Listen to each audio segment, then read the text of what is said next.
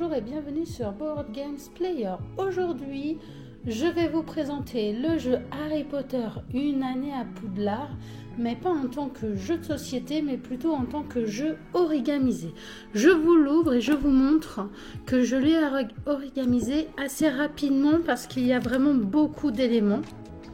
Donc bon, il y a des choses, je n'origamise pas forcément tout, mais là par exemple, j'ai fait des pochettes vraiment pour toutes les différentes cartes. Donc il y a les actions, les potions, les événements, les combats, les duels, les sortilèges, le Quidditch et les livres. J'ai fait un peu plus grand pour les cartes mission. Donc c'est vrai que quand on regarde, hein, elles ne descendent pas. Je ne le maintiens pas, elles ne tombent pas. C'est vraiment bien fait l'emballage pour ne pas que ça sorte si facilement que ça. Donc j'ai fait aussi des petites boîtes. Alors les petites boîtes, celle-là, c'est celle que je fais le plus souvent. C'est des boîtes que j'utilise avec du papier que j'ai trouvé à Action. Donc je vais vous en montrer quelques-uns après, des papiers de différentes tailles. Et on peut très bien le remodifier à la taille que l'on souhaite. Pour moi, c'est les plus simples à faire, c'est les boîtes carrées. Vraiment. Donc vous voyez, j'ai vraiment mis dans différentes boîtes tous les éléments du jeu.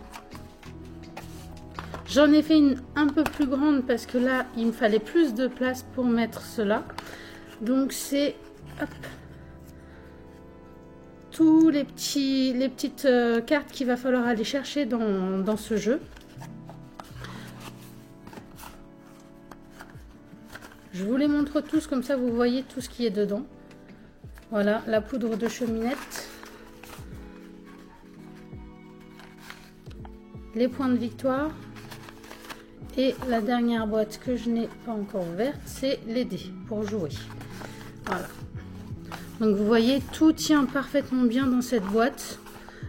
Tout est vraiment calculé pour que ça rentre bien. Et en dessous, nous avons le plateau de jeu. Alors je vous le déballe pas, hein.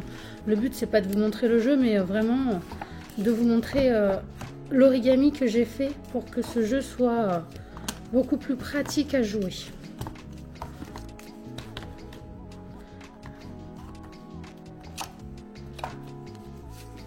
Hop.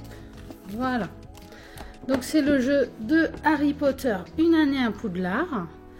Et tout de suite, je vous montre le genre de papier que j'utilise pour le faire et les accessoires aussi. Donc voici un premier petit aperçu du papier que j'ai trouvé à Action. Vraiment, je me fournis principalement chez eux. Alors c'est vrai que le problème, c'est pour les grands formats, ils sont assez épais et quand on les plie, ça les abîme.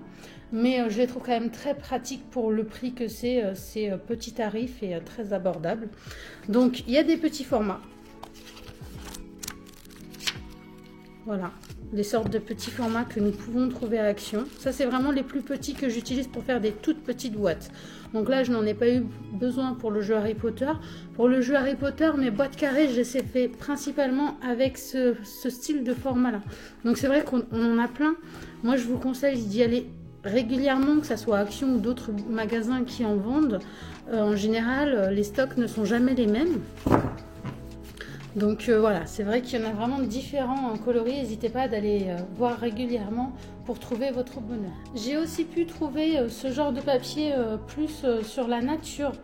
Alors c'est des feuilles en version A4, mais il suffit de le redécouper et on fait ce qu'on veut avec, soit des boîtes, soit des pochettes pour des cartes. Il est vraiment très joli ce papier. J'ai pas encore eu l'occasion de l'essayer. Donc vous voyez, c'est recto verso, hein. Derrière il y a une couleur unie et devant il y a le motif. Mais par contre il est lisse. Alors je me demande ce que ça va donner quand on va le plier. Il va falloir que je fasse un test pour vous redonner un petit peu mes impressions par la suite. Donc voici le genre de grand format que nous trouvons à Action. Je vous montre un modèle d'une feuille, donc vraiment très grand format, hein. Voilà, recto verso, à chaque fois il y a des motifs des deux côtés et en fait la feuille est tellement épaisse que quand on la plie, c'est vrai que voilà, ça peut abîmer les boîtes et croire que ça fait longtemps qu'on les a fait alors que on les a depuis très peu de temps.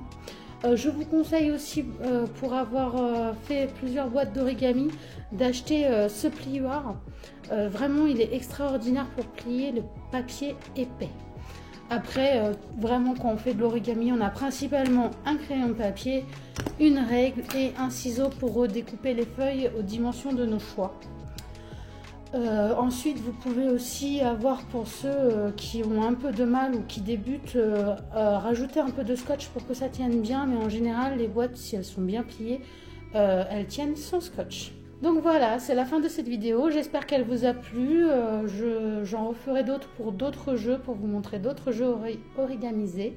Ça sera des vidéos assez courtes, vraiment pour vous montrer comment j'ai origamisé chaque jeu que je possède. À bientôt les amis!